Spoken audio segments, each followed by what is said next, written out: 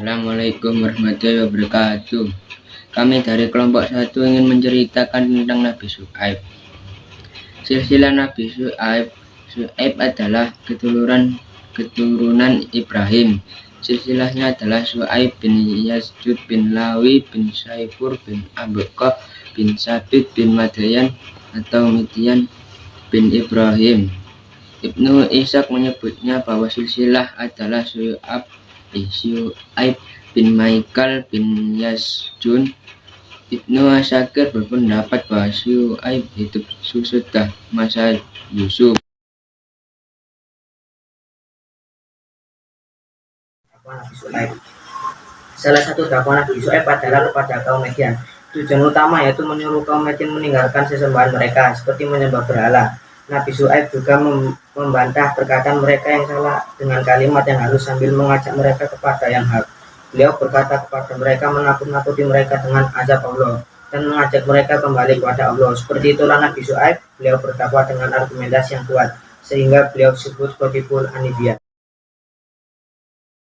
Dan kaum Madian, surat Hud 85-86 ayat 85. 1. Wajib menyempurnakan timbangan dan takaran sebagaimana mestinya. 2. Haram mengambil orang lain dengan cara dan jalan apa saja, baik itu milik perseorangan atau milik orang yang banyak seperti harta pemerintahan dan perusahaan. 3. Haram berbuat sesuatu yang bersifat merusak atau mengganggu keamanan dan ketentraman di muka bumi seperti mencopet, mencuri, merampok, korupsi, menteror dan lain-lainnya. 86. Satu, keuntungan yang halal yang mereka peroleh setelah menyempurnakan takaran dan timbangan adalah lebih baik dari keuntungan yang haram yang mereka peroleh dengan cara mengurangi takaran dan timbangan.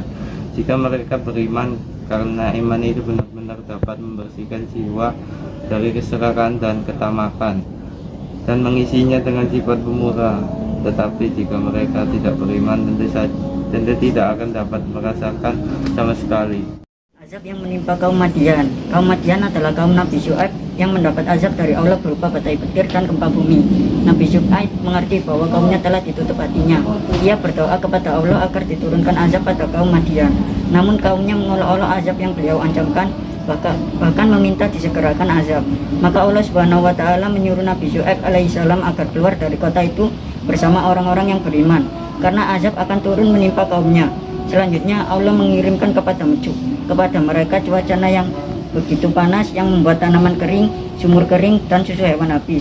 Maka orang-orang pun keluar mencari kesejukan. Lalu mereka menemukan awan hitam yang sebelumnya mereka kira sebagai rahmat dan hujan, sehingga mereka berkumpul di bawahnya. Kemudian ditimpakanlah kepada mereka bunga api yang membakar dan api yang bergejolak, sehingga membakar mereka semua.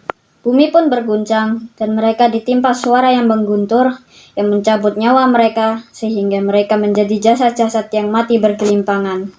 Akhir dakwahnya dimulai sejak sedikit demi sedikit kaum Madian meninggalkan Nabi Syuaib beserta pengikutnya.